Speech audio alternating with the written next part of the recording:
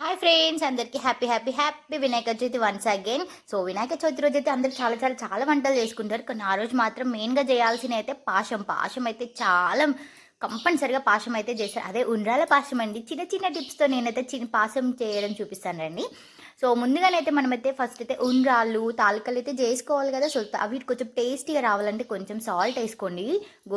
మైదా పిండిలోనైతే కొంచెం సాల్ట్ వేసుకొని మంచిగా ముద్ద చేసుకున్న తర్వాతనైతే మంచిగా తాలికలు అయితే చేసుకొని, అయ్యో తాలికలు చేసిన తర్వాత అంతా చేసుకుంటూ పెట్టేసి మొత్తం ముద్ద ముద్ద అయిపోతాయి కదా అక్క అని అంటే, అందుకేనండి చిన్న చిన్న టిప్స్ అని చెప్పేది. సో కొంచెం మైదా పిండి అయితే మనం ఏ ప్లేట్లోనైతే పెట్టుకోవాలనుకుంటున్నామో ఆ ప్లేట్లోనైతే కొంచెం మైదా పిండి కింద జల్లేయండి.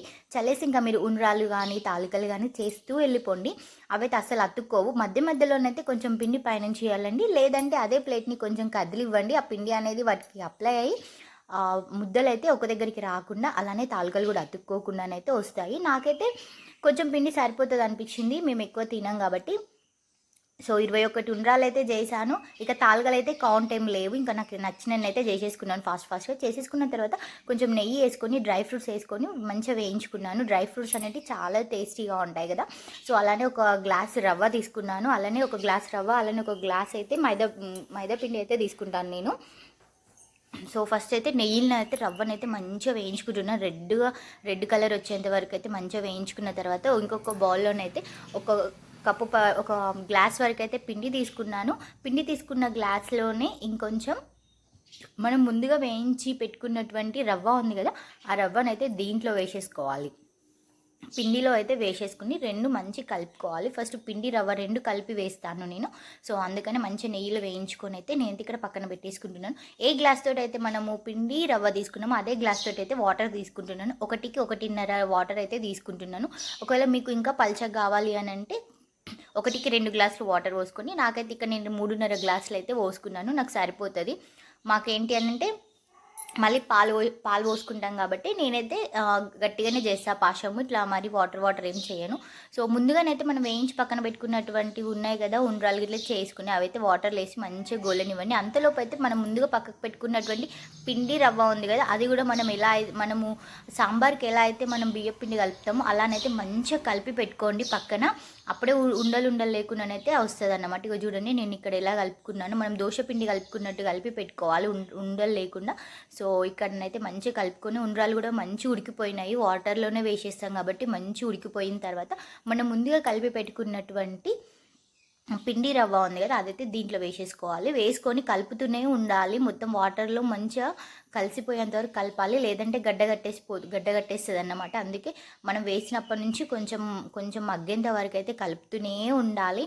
మీరు మీ వినాయక చవితి రోజు ఏమేమి వంటలు చేసుకున్నారు? నేనైతే తుమ్మి కూర, చింతకాయ పచ్చడి, అలానే పాయసం, బెండకాయ కర్రీ, రైస్ అయితే పెట్టేసుకున్నాను. ఇంకా పూజ చేసేసుకున్న తర్వాతనైతే అలానే ఏ గ్లాస్ తోటి అయితే మనం పిండి రవ్వ తీసుకున్నామో అదే గ్లాస్ తోటి అయితే నేను 1 గ్లాస్ వరకు అయితే షుగర్ అయితే యాడ్ చేస్తున్నాను. షుగర్ అనేది మీ ఆప్షనల్, బెల్లం వేసుకోవచ్చు లేదంటే షుగర్ వేసుకోవచ్చు.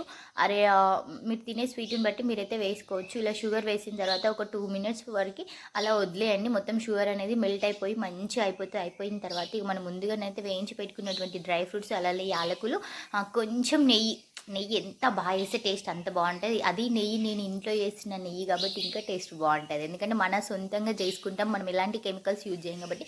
నేను ఇంట్లోనే తయారు చేసినటువంటి నెయ్యితోటే మొత్తం దేవుని ప్రసాదాలైనా నెయ్యితో చేయాల్సిన వంటలు అయితే మొత్తం నేను చేసిన నెయ్యితో మాత్రమే చేసుకుంటాను అన్నమాట. ఇక నెయ్యి వేసిన తర్వాత ఒకసారి కలుపుకుంటానైతే ఫైనల్గా అయితే మన పాయసం అయితే రెడీ అయిపోయింది. సో ఇంకా దేవునికి అయితే పెట్టాలి కదా, ఇక కొత్త ప్లేట్లోనైతే పెడతాను. నేను ఎప్పుడైనా ఒక కొత్త ప్లేట్ తీసుకొని అదే ప్లేట్లోనైతే దేవునికి ప్రసాదం అయితే పెడతాను. ఈసారి కూడా దేవునికి ఒక కొత్త ప్లేట్ తీసుకొని దేవునికి పెట్టాల్సిన ప్లేట్లోనైతే కొంచెం బొట్టు పెట్టిన, అలానే కిందనైతే ఆకులు కూడా వేస్తాను. వేసి అయితే నేనైతే ఇక పాయసం అయితే మా ఇంటి దేవునికి అయితే పెట్టేసుకుంటున్నాను. పెట్టేసిన తర్వాత తులసమ్మకు కూడా పెట్టాలి కదా నైవేద్యం. సో అలానే నేను తులసమ్మకు కూడా నైవేద్యం పెట్టేశాను. ఇక్కడ తులసమ్మ పూజ మార్నింగ్ అయిపోయింది. సో తులసమ్మకు నైవేద్యం పెట్టిన, అలానే కూరడికి కూడా నైవేద్యం పెట్టిన. మా గల్లి గణేష్ వస్తుంది చూడండిలా, మనం వీడియో తీసుకుందాం. గణపతి మన గల్లి గణపతి లోడ లీల పడిపోరా నాన్న, జస్ట్ దగ్గర లీల పడిపో, నేను వీడియో తీస్తా.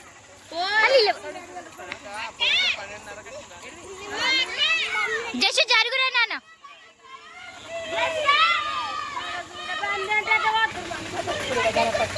లేట్గా అయినా మంచి దొరుకుతుంది.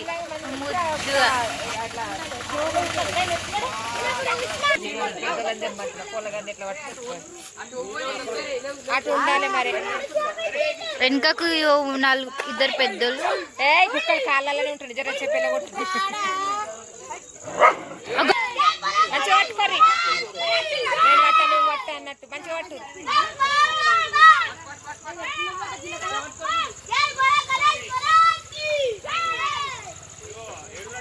అయ్యో మంచిగా పట్టుకురు అటు నలుగురు ఇటు నలుగురు కదా.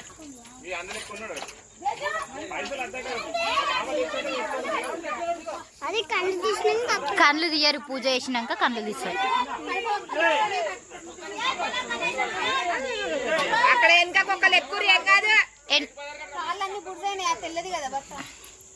చీమలు కరిచినట్టుంది. అయ్యో పాపం.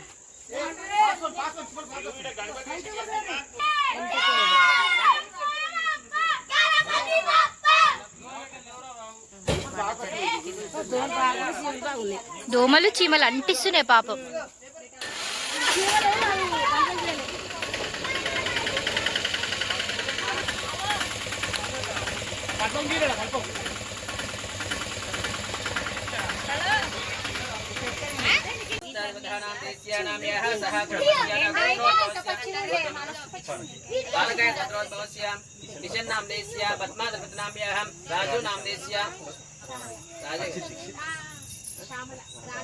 श्यामला नाम्यहम् अर्चित नाम देस्य दीक्षित नाम देस्य रमेश नाम देस्य लक्ष्मी प्रसन्न नाम्य देवेंद्र गोत्रोद्भवस्य रमेश नाम देस्य ज्योला नाम देस्य श्रीशैलम नाम देस्य विष्णु नाम देस्य रेखः नाम्यः हरि नाम देस्य सह कुटुंबस्यः गंडीकोट गोत्रोद्भवस्य धर्मार्थकाम मोक्षादित्रिनाबला प्रशासितत्तं नानाविधः स्वभावसिद्धत्तं विज्ञान विराग्यो प्राप्त्यर्थं चराचरप्राणसिद्धत्तं सिद्धिबुद्धि विनायक स्वान् देवतानुग्रह संपूर्ण कृपा कटाक्ष चरणारविन्दार्पणमस्तोः अक्षन्तलेश नमस्कारं तरंगाः कलशानाथम्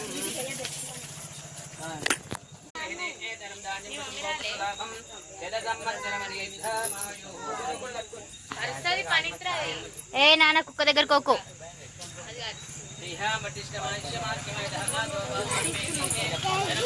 చిక్కు చిక్కుని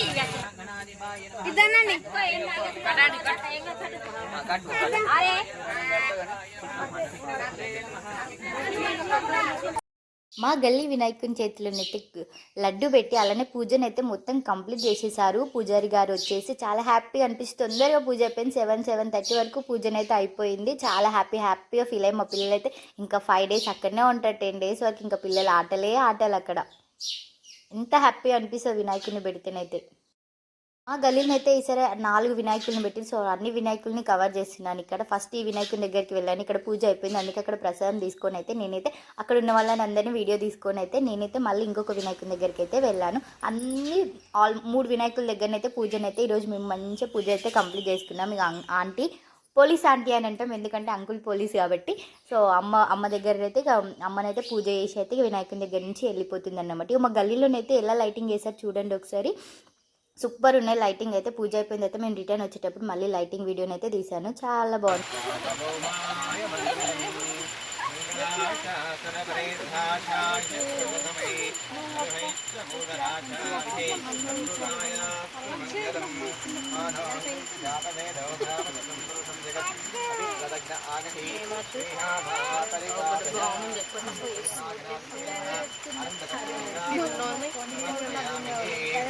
మంగళమాంగళ్యే శివే సుఖాత్సాదకే శరణ్యేతే మంత్రపుష్పం సమర్పయామి. నారాయణాయ వాసుదేవాయ ధీమహి తన్నో విష్ణు ప్రచోదయాత్.